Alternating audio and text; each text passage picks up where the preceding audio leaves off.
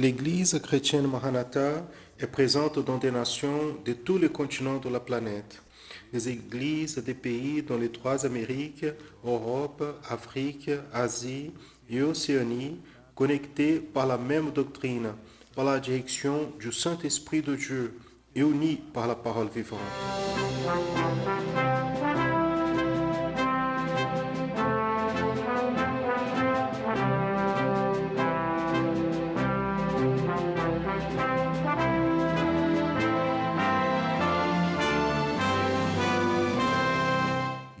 Des frères et sœurs de toutes les parties du monde participent d'un même culte, ensemble et dans un même corps, dans un même esprit. À travers le système de transmission, les membres de l'Église chrétienne Maranatha de toute la planète vivent un moment d'unité et de communion, comme l'ont vécu les Hébreux à leur sortie d'Égypte et les disciples avec le Seigneur Jésus à la veille de sa mort à la croix de Calvaire. Des personnes de toutes les parties du monde sont touchées par l'Évangile éternel et par le message du retour imminent du Seigneur Jésus.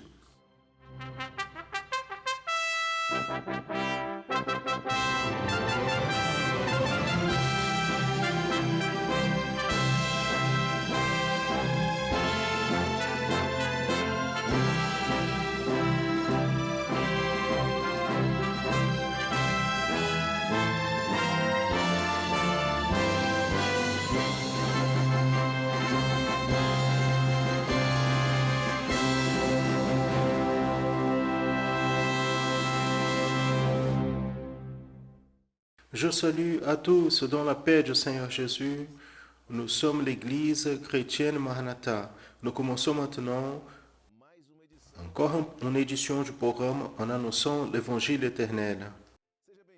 Soyez bienvenus à ce programme qui est préparé avec tout soin pour vous et toute votre famille. Et aujourd'hui, vous êtes déjà aperçu, nous sommes dans un scénario différent. Mais ce n'est pas seulement ça. Nous sommes en train d'inaugurer un nouveau format pour le programme, le volet Leçons du Manaïm, plus dynamique, interactif, avec votre participation qui sera chaque fois plus, ça sera mieux. Nous allons directement au sujet du programme d'aujourd'hui. Dans le volet Leçons du Manaïm, je reçois ici avec moi les pasteurs Daniel Moreira et Serge Souza sur une conversation sur le trésor caché. Juste après le volet Organisation et méthode, la professeure Monica Médicis nous parlera sur le rôle, comme le rôle du jeu est important pour potentialiser le développement humain. Dans Parfaite Louange, le professeur Janaïne Nouzoumak va nous enseigner l'introduction simplifiée de la louange couchée sous l'herbe pour le piano. Et la professeure Laetitia Lirio nous parlera sur les sujets de parabole du royaume pour les études des enfants. Maintenant, vous assistez le volet Leçon du Manaïm.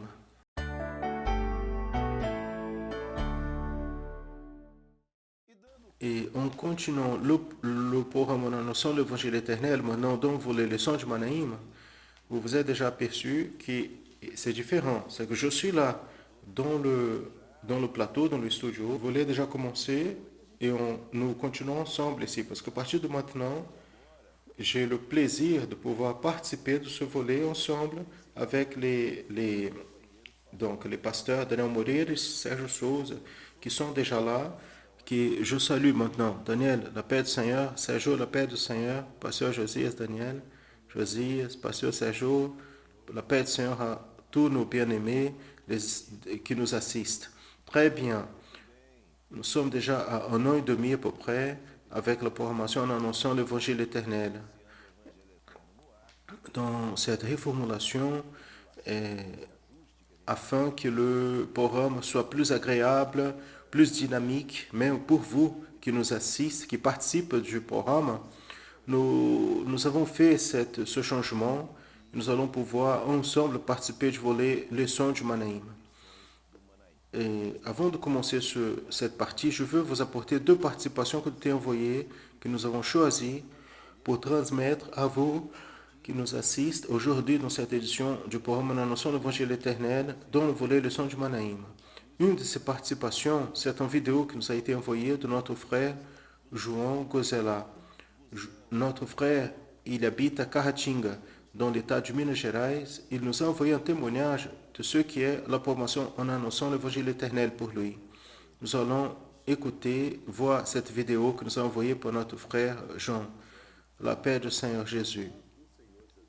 La promotion en annonçant l'évangile éternel enrichit notre connaissance à propos du Seigneur Jésus, car à travers la révélation du Saint-Esprit, les pasteurs Daniel et Sergio nous apportent, à la lumière de cette révélation, le projet de salut qui est présenté dans les rencontres des paraboles et dans les miracles qui s'est passé pendant le ministère du Seigneur Jésus.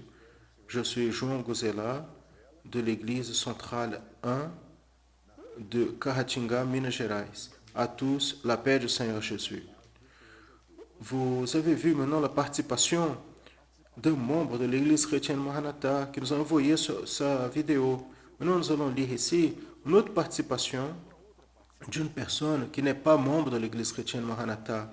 Parce que la formation en annonçant l'évangile éternel, il est fait pour vous tous, pas seulement pour ceux qui participent déjà de l'église. Notre objectif, c'est transmettre la parole du Seigneur, transmettre l'évangile éternel. Notre objectif, c'est de partager avec vous une expérience que nous vivons. Donc, nous allons voir ici la participation de Gilmar Cardoso, qui nous a envoyé le texte suivant. J'assiste à la promotion à la télé. Le message sur le ferment m'a touché profondément. Beaucoup de révélations dans le message. Amen. Ça, c'est la participation de Gilmar Cardoso, qui habite dans l'état de Espírito Santo au Brésil, et qui nous a envoyé ce message. Je vais le saluer particulièrement à tous ceux qui nous assistent, qui participent de la promotion de la notion de l'évangile éternel et qui apprennent, grandissent spirituellement avec la thématique qui sont traitées dans la promotion de la notion de l'évangile éternel. Et maintenant, nous allons entrer proprement dans la thématique de ce volet. La promotion d'aujourd'hui et la thématique, c'est le trésor caché dans un champ. Sergio, cette thématique, il est très marquant. Il est très marquant dans le chapitre 13 de Matthieu se trouve les paraboles du royaume, le verset 44. Est-ce que vous pouvez nous lire? Oui. Aussi le royaume des cieux est semblable à un trésor caché dans un champ qu'un homme a trouvé et elle l'a caché. Et pour le plaisir, il vend tout ce qu'il a et achète ce champ. Gloire à Dieu. Donc nous participons ici, vous et moi, nous tous, le texte qui parle sur le trésor caché dans le champ. Je veux parler encore d'une nouveauté ici dans le son du Manaïm, volet le son du Manaïm. L'église chrétienne Maranatha, il y a un groupe appelé Groupe de science et foi. Ce sont des frères à nous, des pasteurs, diacres, ouvriers, membres de l'église chrétienne Maranatha, qui sont proéminents dans l'aspect scientifique, sont des étudiants, sont des hommes avec des masters, doctorats, des personnes qui sont complètement donc, entourées dans sa vie des aspects scientifiques. Il participe maintenant de voler le son du Manaïm à travers des contributions qui sont envoyées. Une des contributions pour cette formation d'aujourd'hui qu'ils nous ont apporté, c'est sur un aspect intéressant. Nous avons parlé que la parabole, c'est le trésor caché dans le champ. Ils ont fait un abordage sur la valeur d'un trésor. C'est quoi la valeur d'un trésor? Cette question, je vais poser au pasteur Daniel Moreira. Daniel, cette contribution a été fantastique, merveilleuse, des frères qui nous ont envoyés. Comment donc s'est fait cette valorisation? Comment nous pouvons, dans la lecture du texte, apporter la réalité de la valeur du trésor? Josias, d'abord, nous allons remercier la contribution si importante de ce groupe de frères, Science et Foi, qui de manière volontaire se mettent à disposition des séminaires et maintenant de la formation de son du Manaïm. La figure utilisée dans la parabole, c'est un trésor caché dans un champ. ce qui scientifiquement serait un minéral, n'est-ce pas? La minération, il y a beaucoup des années, c'est un des affaires avec le plus grand impact de l'économie mondiale. Et elle mouvemente des personnes et produits dans tout le monde. Il y a comme fondement la recherche pour des trésors de minéraux, y compris le Brésil, c'est un pays très riche en richesses minérales diverses, avec des mines d'or, cuivre, le minier de fer et d'autres. D'une manière très simplifiée, les étapes pour l'ouverture d'une mine sont la recherche minérale, l'analyse de viabilité de l'affaire, l'extraction appelée de stéréo et pour fin l'extraction du minerai. Tout cela demande beaucoup de temps, des études et des efforts aussi. Mais laisse-moi faire une intervention ici, Daniel. À l'intérieur de ce qui a été apporté de nos frères sciences et foi, ils ont fait un abordage scientifique en apportant la réalité de la découverte d'un trésor pour ce qui est la pratique proprement dit de la minération. En vérité, dans ce qu'ils ont dit, le groupe Sciences et Foi, la découverte, l'extraction d'un minerai, d'un trésor, sont des choses très complexes qui demandent des efforts, des temps. Ce n'est pas quelque chose qu'on extrait, qu'on trouve et fait de n'importe quelle manière. Leur explication, c'est dans l'aspect littéral, pratique, matériel. Ce qui nous intéresse, c'est l'application prophétique. C'est ça la question que je vous pose. Dans ce cas spécifiquement de la parabole, il y a, il n'a pas eu tout ce processus. Non, il n'a pas eu. Et cela est très important parce que dans la vision scientifique, l'extraction, nous avons dit ici, le pasteur Daniel a parlé très bien, l'extraction du minerai et la découverte du trésor, c'est quelque chose qui demande beaucoup de temps, beaucoup d'efforts, beaucoup de logistique. Mais dans la parabole, c'est pas ça que s'est passé.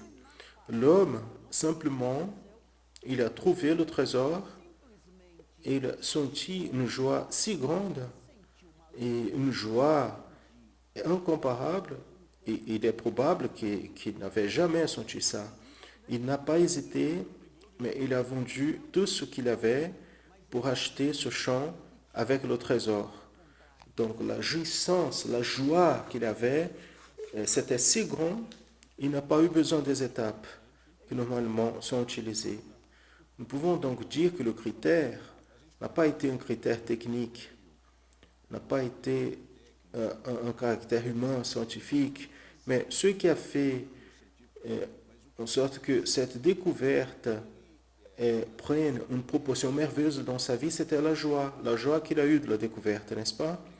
Et je crois que vous qui nous assistez, si vous n'avez pas encore eu cette expérience de la découverte de Dieu, de la découverte du projet de salut, la découverte de ce trésor qui n'est pas égal, si vous n'avez pas encore vécu cette expérience, je crois que vous avez une application en ce moment.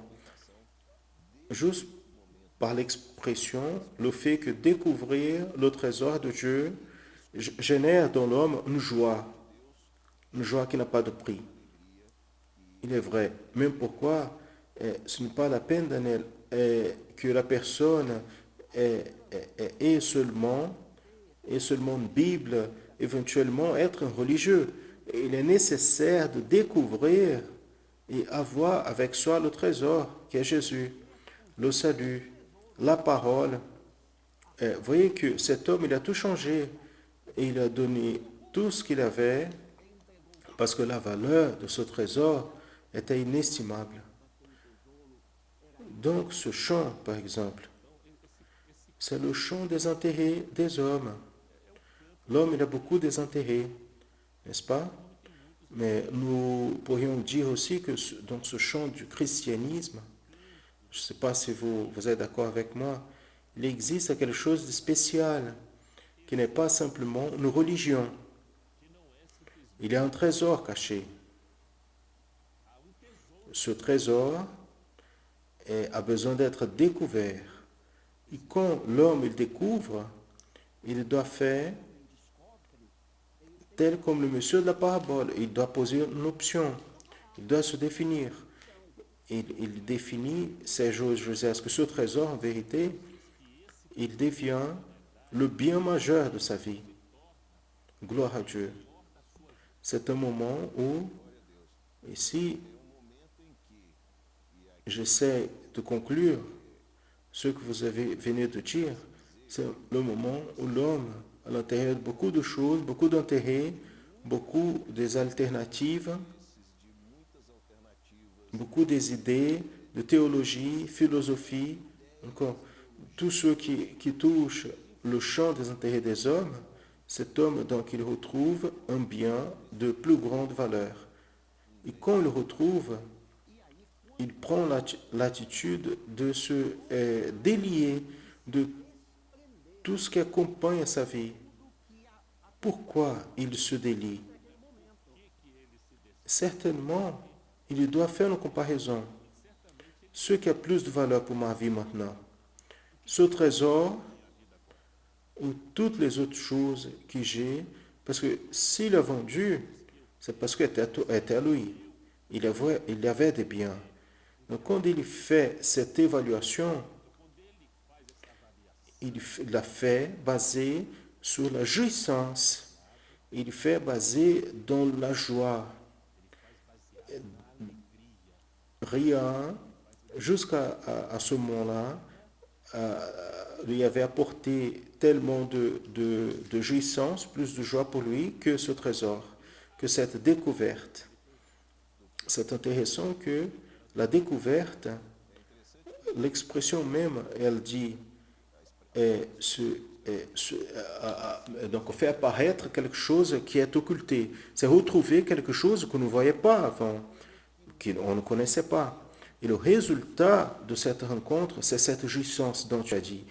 Et donc, c'est pour cela, ceux qui nous assistent maintenant, peut-être il y a beaucoup de personnes qui sont en train de nous entendre parler sur le trésor, Jésus, ce bien majeur, le salut, et peut-être se demandent, mais qu'est-ce que je dois faire pour trouver ce trésor, pour l'avoir avec moi? Je dois me délier de quoi? En vérité, vous devez remettre devant Dieu les péchés, la raison, les arguments, des concepts, beaucoup qui sont à l'intérieur de la personne. Quand la personne, elle accepte Jésus comme sauveur, cette personne, ça peut être un jeune, un adolescent, il découvre des valeurs célestes que jusqu'à présent il ne connaissait pas ou ne vivait pas. La Bible, elle est complète. C'est impressionnant quand nous lisons la parole de Dieu, parce que la parole de Dieu, elle se complète et elle ne se contradit pas, malgré le fait qu'elle a été écrite pendant de longues années. Je vais porter un texte ici qui se trouve à la deuxième lettre aux Corinthiens, chapitre 5, verset 17, afin que sous ce texte, nous puissions élargir notre vision, notre compréhension de ce que les pasteurs disent. La parole du Seigneur dit, 2 Corinthiens 5, 17, ainsi que si quelqu'un est en Christ, une nouvelle créature, il est. Les choses vieilles sont déjà passées, et voici, tout s'est fait nouveau. 2 Corinthiens 5, 17. Daniel, nous sommes ici en train de lire un texte écrit par l'apôtre Paul aux Corinthiens et qui apporte cette expression, voici, tout s'est fait nouveau. Qu'est-ce qui s'est passé? Donc, le nouveau qui s'est passé dans la vie de cet homme qui a trouvé le trésor.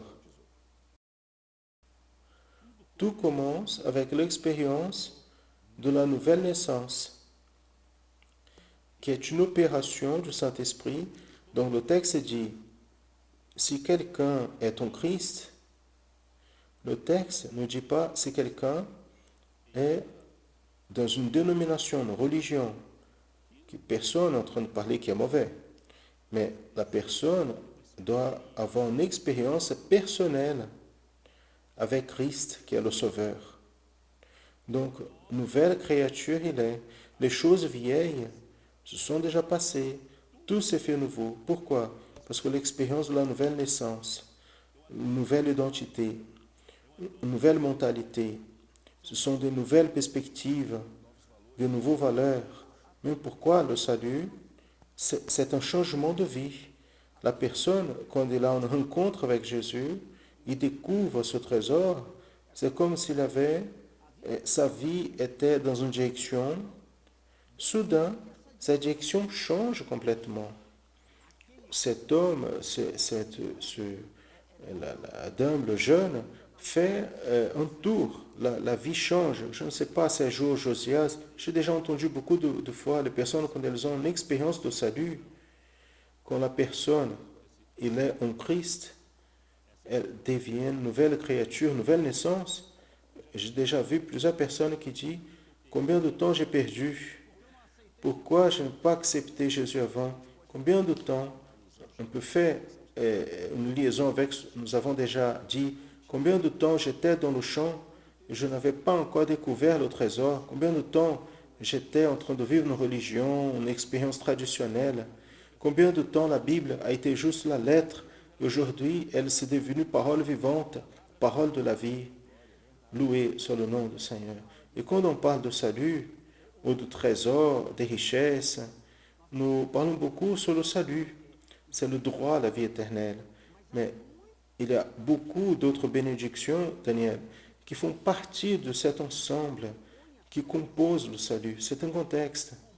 Le baptême du Saint-Esprit, le pardon des péchés, la communion avec l'Église, les dons spirituels, les délivrances, les portes qui s'ouvrent, sont des expériences qui jusqu'à présent n'étaient pas vécues. La prière par le sang de Jésus, la personne qui passe par les eaux de baptême sont des trésors et richesses.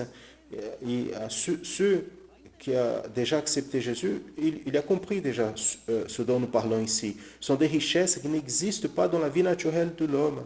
Seulement celui qui a Jésus dans le cœur, il vit ces richesses qu'aujourd'hui beaucoup qui n'en ont pas, ils peuvent accepter en ce moment. Et il vaut la peine de dire, Sergio, que le toucher, prêtez bien attention, le toucher de la grâce de Dieu n'est pas égal à quelque chose, est inégal. Elle ne ressemble à rien. Le toucher de la grâce de Dieu change l'homme, il transforme l'homme. Le toucher de la grâce de Dieu n'est pas une émotion. Le toucher de la grâce de Dieu, c'est une transformation de vie. C'est de l'intérieur vers l'extérieur. Je vais apporter encore un texte ici, qui est Matthieu chapitre 11, verset 25. Matthieu 11, 25, afin qu'on puisse lire et élargir un peu plus ce texte. Dans ce temps, en répondant à Jésus, il a dit, « Grâce je te donne, au Père, Seigneur des cieux et de la terre, qui a occulté ces choses aux savants, et tu les as révélées aux petits. » Sergio, comment est-ce que nous pouvons appliquer ce texte, cette expérience de la parole? C'est parce que, voyez bien, l'homme, donc on ne voit pas dans la Bible que cet homme avait un plan, une boussole. Quelqu'un a dit, utilise le GPS, il n'avait pas ça. Il n'était pas un spécialiste en minération. Mais comment est-ce qu'il a trouvé? En apportant cela vers l'expérience prophétique aujourd'hui, il a trouvé par révélation. C'était une action du Saint-Esprit qu'il a révélée. Et le texte dit, tu les as révélés aux petits. Donc c'est la révélation. Il n'a aucun problème de la personne être sage, mais par rapport à la parabole, c'est que ce trésor caché, il ne se trouve pas par la culture, il ne se trouve pas par la connaissance humaine, il est trouvé par la révélation du Saint-Esprit. Et la révélation est un acte qui vient de Dieu, qui peut, si vous voulez, aujourd'hui, à cet instant même, connaître et découvrir ce trésor, et peut-être qui est caché à vous. Il suffit de supplier, de parler à Dieu maintenant. Nous sommes maintenant pas simplement dans une programmation, mais nous sommes ici en communion, en cherchant à Dieu, et lui, il va te révéler.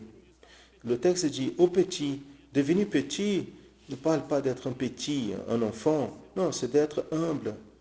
C'est de devenir dépendant. C'est dépendre de Dieu. Reconnaître que Dieu est plus grand. Reconnaître que Dieu peut donner à l'homme la bénédiction dont l'homme a besoin. C'est de reconnaître que devant Dieu, si puissant, si glorieux, si merveilleux, l'homme est trop petit. Il n'est rien.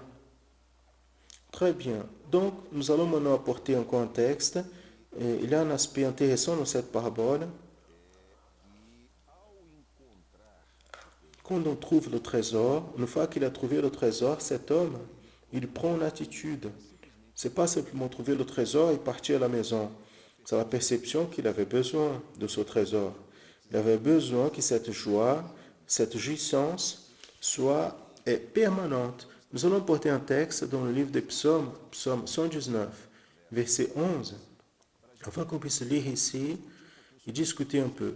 J'ai caché ta parole dans mon cœur, afin que je ne pêche pas contre toi.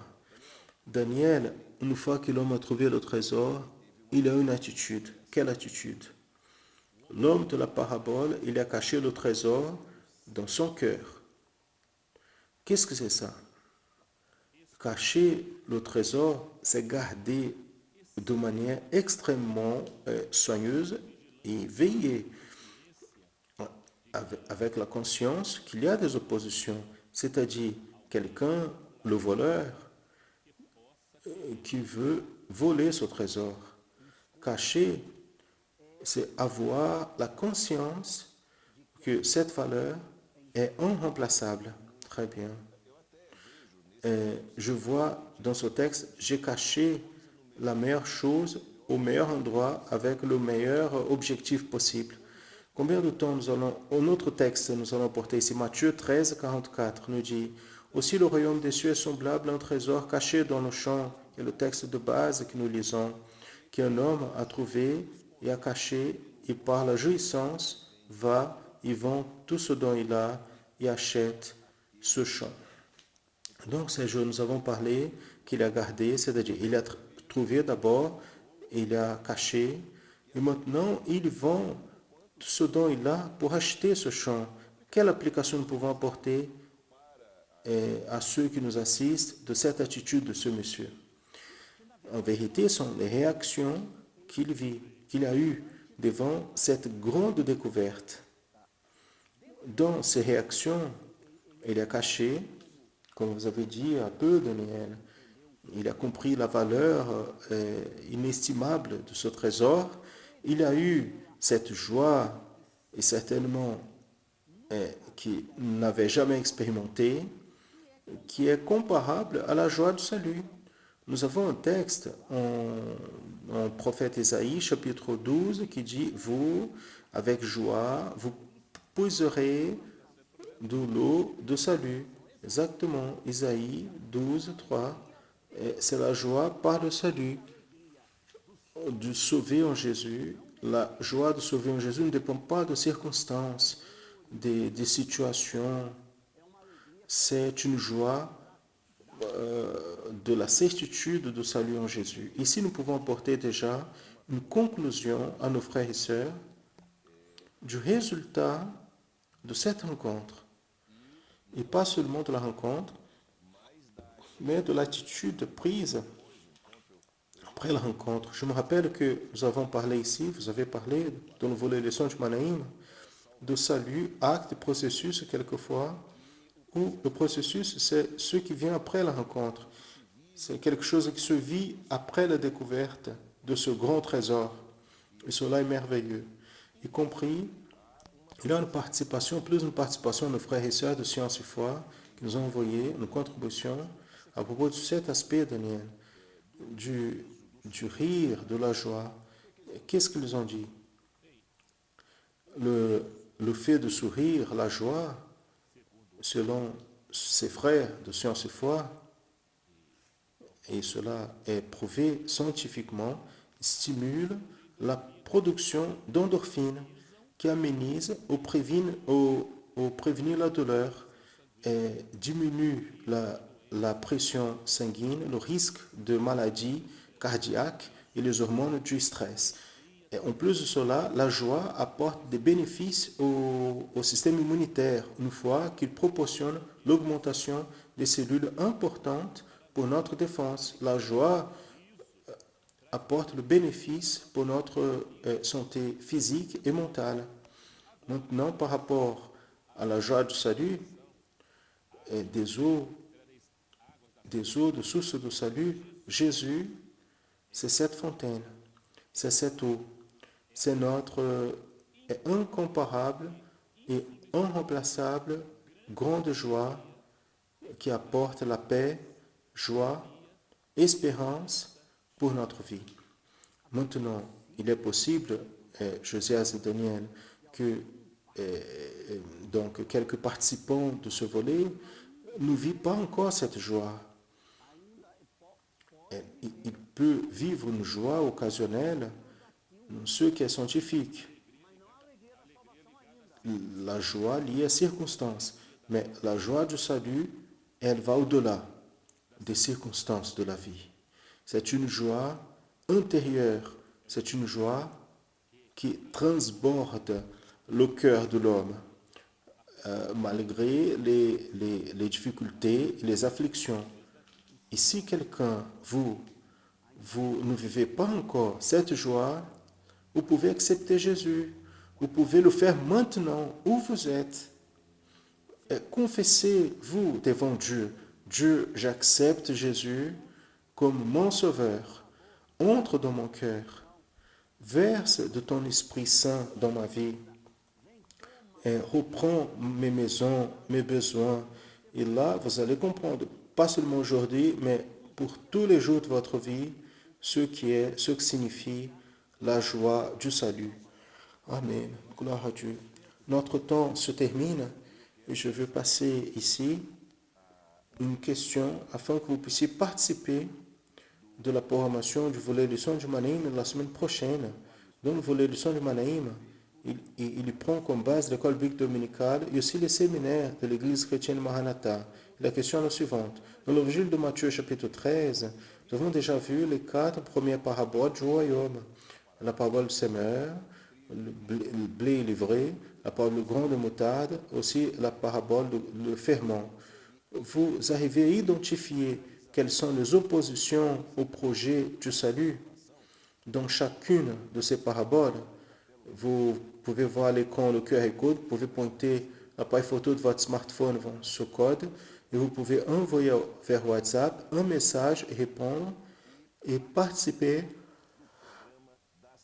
de la programmation la semaine prochaine. Notre temps se termine, le volet leçon du Manaïm. Donc, je salue bien le pasteur Daniel Sergio, la paix du Seigneur Jésus à vous, et que vous aussi, vous puissiez saluer nos frères et sœurs et ceux qui nous regardent. Donc, participez avec nous, envoyez votre contribution, votre réponse, cela est très important pour nous. Cela fait partie du contenu de la formation. Je souhaite à tous la paix du Seigneur Jésus.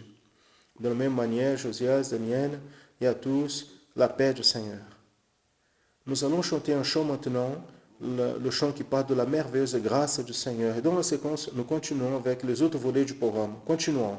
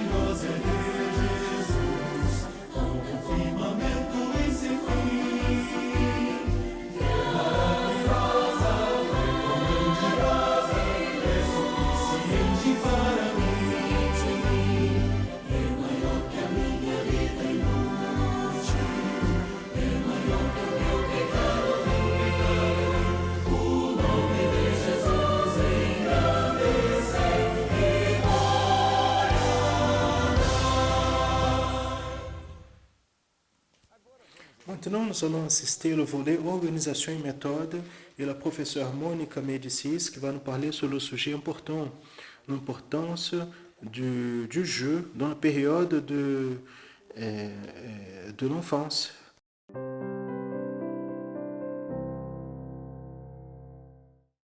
Je salue à tous qui nous assistent dans la paix du Seigneur Jésus. Dans le dernier épisode, nous avons parlé sur les rapports, l'apprentissage, le développement humain et avec le professeur, docteur en éducation, Fernanda Becali, Kézia Nunes, nous avons apporté des manières de potentialiser ce développement. Aujourd'hui, nous allons donner la séquence à cette étude en apportant maintenant le rôle du jeu dans l'enfance comme un important allié dans ce processus.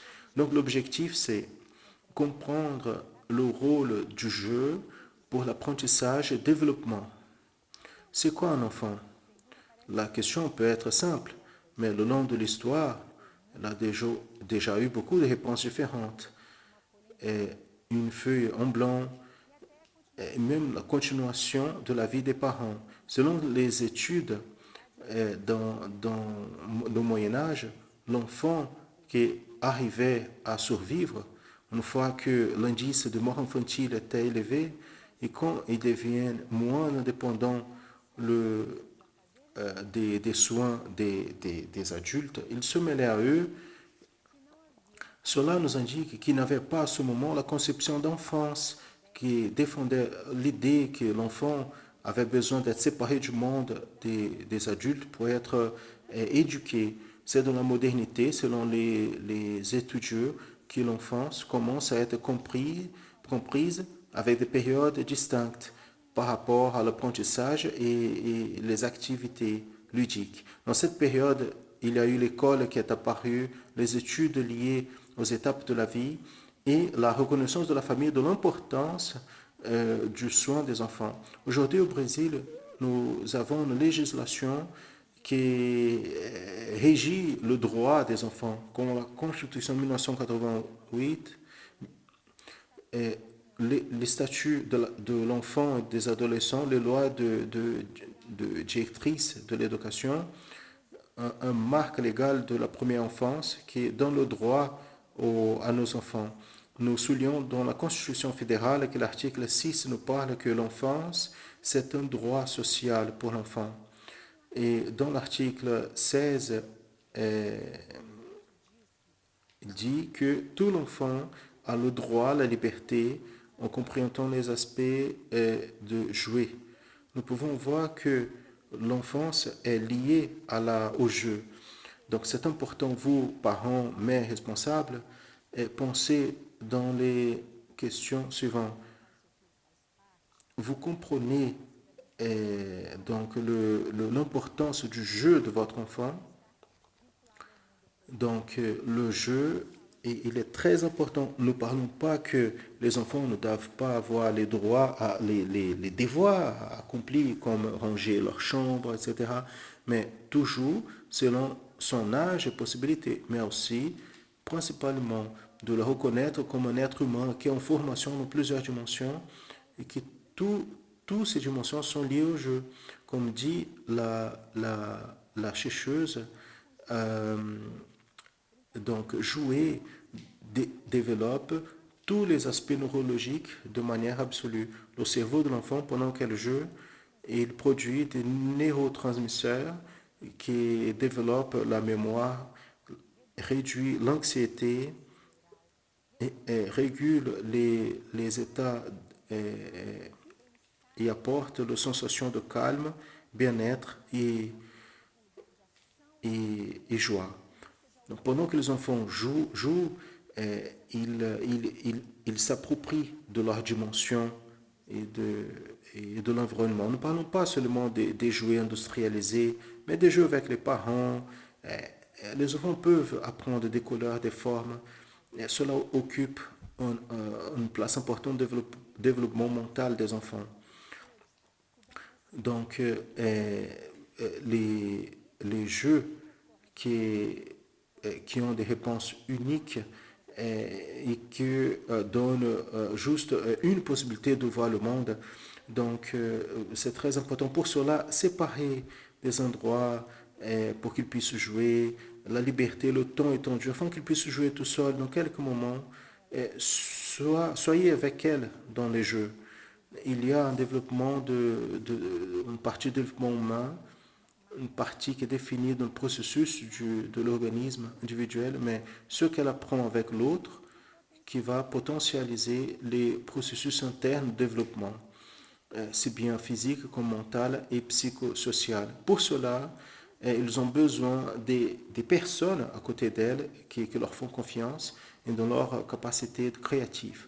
Dans la Bible sacrée, quand Dieu parle au peuple sur la restauration de Jérusalem à travers le prophète Zacharie, il dit comme ça, le chapitre 8, versets 3 et 5 de Zacharie.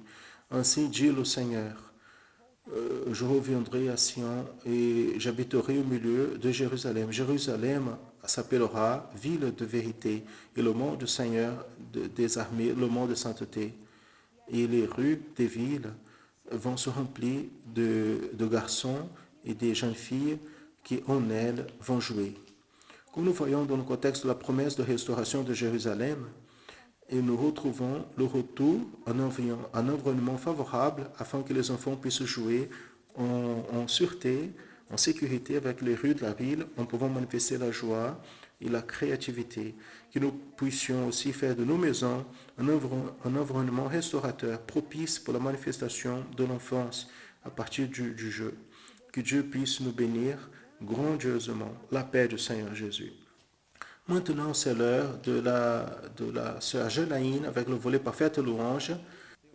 La louange d'aujourd'hui a, par titre, est couché sur la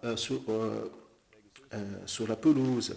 Donc, prenez votre instrument, nous allons apprendre. La paix du Seigneur Jésus. Quelle bénédiction être ensemble pour une étude de plus. Et afin de commencer, nous allons à nos participations. Voici le petit Daniel de 1 an et 4 mois de Medina, Minas Gerais. Rebecca a 5 ans de Cariacica, Espírito Santo.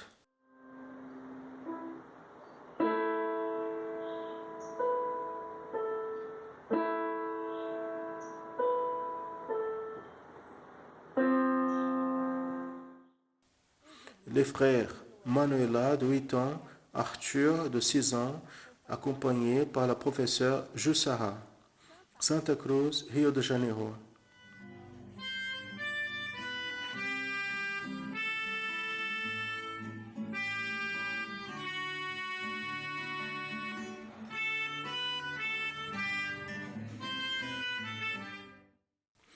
Sofia a 6 ans de Balneário Camboriú, Santa Catarina.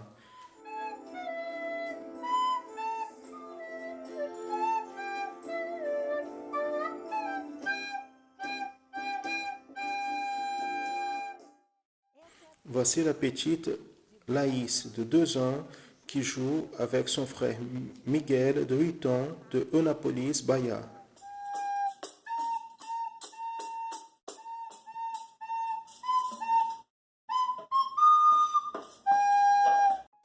Gloire à Dieu. Nous sommes en train d'apprendre l'introduction simplifiée de la louange couchée sur la pelouse, une rose broderie. Aujourd'hui, c'est pour ceux qui jouent le piano. Nous allons voir les accords. Nous avons déjà appris l'accord Mi majeur, Mi, Sol dièse, Si. Et nous avons déjà appris l'accord La majeur, La, Do dièse, Mi. Aujourd'hui, nous allons apprendre l'accord Fa dièse majeur, Fa dièse, La dièse et Do dièse. Et aussi l'accord Si majeur, Si, Ré dièse et Fa dièse. Nous allons connaître dans la position du piano Mi, Sol dièse, Si, Mi majeur. Fa dièse majeur, Fa, dièse, la dièse et do dièse. La majeur, la, do dièse, mi.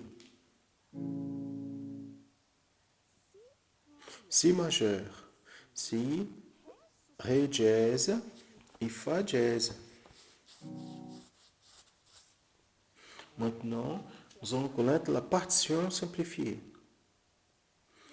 Nous savons déjà que cette louange, elle est dans la tonalité de mi majeur, avec un rythme quaternaire, 4 tons pour chaque division. Nous avons appris l'étude précédente, la mélodie. Nous allons nous rappeler Si, sol, do, lá, mi, ré, do, si, mi, fa, sol. Nous allons nous rappeler qu'ici, à la fin, vous pouvez retenir les 2 tons parce que juste après, vous allez chanter ou si vous ne chantez pas, nous allons prolonger le son avec les autres instruments. Maintenant, nous allons nous rappeler que la main droite, gauche, elle est responsable pour la clé de Fa. Donc, nous avons l'accord Mi majeur, ensemble avec la note Si pour commencer.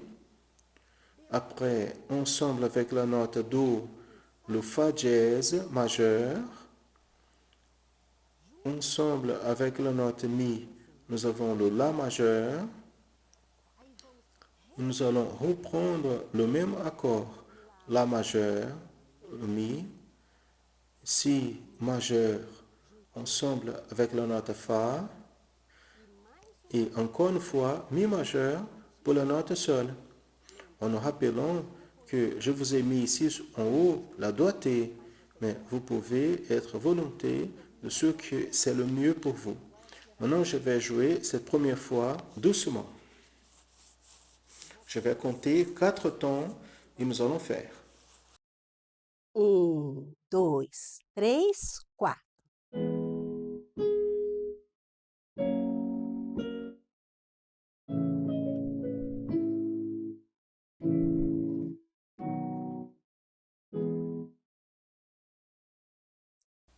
Très bien. Maintenant, nous avons besoin de nous entraîner beaucoup afin de pouvoir jouer ensemble avec la louange. À tous, la paix du Seigneur Jésus.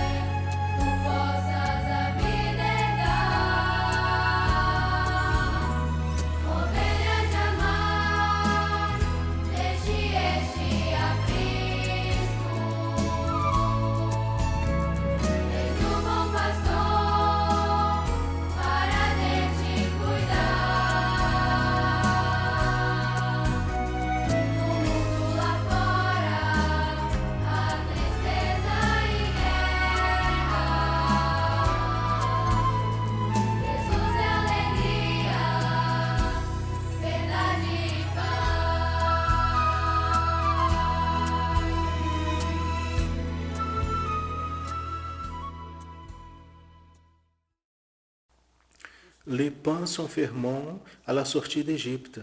Ça, c'est la thématique de l'étude pour les enfants, adolescents et intermédiaires qui est présentée maintenant par la professeure Laetitia Lirio.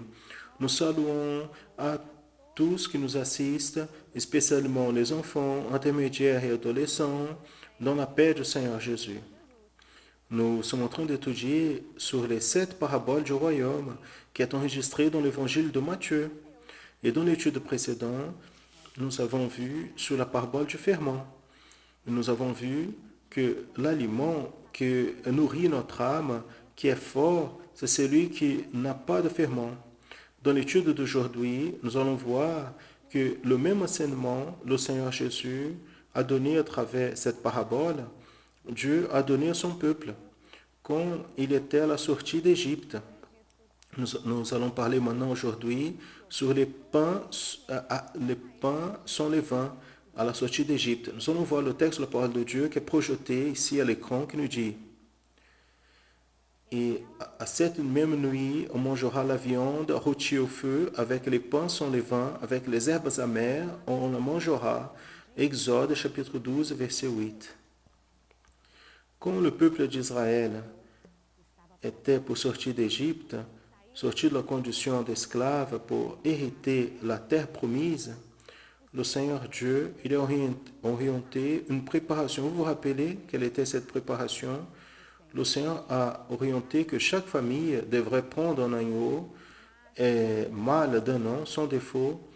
Il devrait sacrifier cet agneau au Seigneur et le sang de l'agneau serait passé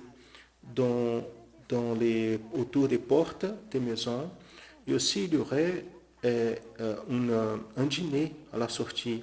Il mangerait l'agneau rôti au feu avec des pains sans levain et herbes amères. Vous vous rappelez qu'est-ce que c'est les herbes amères? Les herbes amères sont des pains sans levain. Donc nous pouvons voir que Dieu a révélé au peuple d'Israël qu'à la sortie d'Égypte, ils avaient besoin de manger le pain sans levain. Et aujourd'hui, nous sommes en train de vivre les derniers moments de l'Église ici sur cette terre. Parce que le Seigneur Jésus, il vient chercher son Église fidèle. Et le Seigneur, il donne la même orientation. Nous avons besoin, comme Église fidèle, être nourris de la parole de Dieu, qui est le pain sans ferment. La parole de Dieu pure sont les mauvais enseignements de ce monde. Il est avec beaucoup de tristesse que nous voyons aujourd'hui des personnes qui changent la parole de Dieu. Les personnes, ils passent à insérer la parole de Dieu dans la prédication des mensonges, des enseignements mensongers, tout cela pour favoriser son propre intérêt, sa raison. Mais nous savons que la parole de Dieu, elle reste à toujours, à jamais, et elle ne change pas. L'apôtre Paul, il nous avertait déjà, il nous a avertis sur ces personnes qui allaient falsifier la parole de Dieu. Mais nous savons que la parole du Seigneur parle, nous avons besoin de vivre en sanctification. Car sans sanctification, personne ne verra le Seigneur. Et donc, ces derniers temps, nous avons besoin de vivre une vie sanctifiée, séparée du péché, séparée des choses qui enlèvent notre communion avec Dieu. Les serviteurs fidèles, ainsi, ils recherchent aujourd'hui au Seigneur et à connaître davantage, apprendre la parole de Dieu, car seulement comme ça, ils seront gardés du jugement qui viendra sur ce monde. La parole nous dit en psaume que nous devons cacher la parole de Dieu dans notre cœur afin de ne pas pécher contre lui, ainsi que nous puissions nous nourrir de la parole de Dieu qui est pure, qui est véritable, qui nourrit notre âme, sans ferment, sans le rajout des enseignements qui ne glorifient pas le nom du Seigneur, qui sont contraires à ce qui dit la parole, afin que nous soyons vigilants pour le moment où le Seigneur Jésus, il viendra chercher son Église. Nous voulons faire partie de cette Église fidèle. Pour cela, nous avons besoin de nous nourrir de la parole pure, de la parole qui apporte l'encouragement à notre vie, qui apporte la vérité à nous, que nous puissions ainsi être prêts pour le grand jour du Seigneur, car le Seigneur Jésus viendra et ne tardera pas. Que le Seigneur puisse ainsi nous bénir avec sa parole, que nous puissions garder tous les enseignements en pratiquant tous les jours dans notre cœur. Nous saluons à tous dans la paix du Seigneur Jésus. Je veux vous rappeler le séminaire que nous allons transmettre ce samedi dans le canal de l'Église chrétienne Maranatha sur YouTube. Et vous êtes notre invité spécial pour participer de ce séminaire. La participation est gratuite. Aussi, nous voulons renforcer le numéro de téléphone vers lequel vous pouvez appeler toujours quand vous avez besoin. Vous pouvez voir à l'écran 0800 707 376. L'appel est gratuit. Nous n'allons demander aucune contribution financière. Vous allez recevoir une prière et une parole de la part du Seigneur. Accédez aussi à nos réseaux sociaux et téléchargez les applications de l'Église chrétienne Maranatha de Radio Manaïm. Écoutez des louanges et messages bibliques 24 heures par jour et partagez aussi nos contenus. Accédez au canal de l'Église chrétienne Maranatha sur YouTube et ne ratez pas la programmation que nous avons en spécial à l'école biblique dominicale tous les dimanches à 10 heures du matin. Nous arrivons ainsi à la fin de cette édition de programmation de notion de l'Évangile éternel. La semaine prochaine, si le Seigneur nous permet, nous serons ensemble encore une fois. Maranatha, le Seigneur Jésus vient.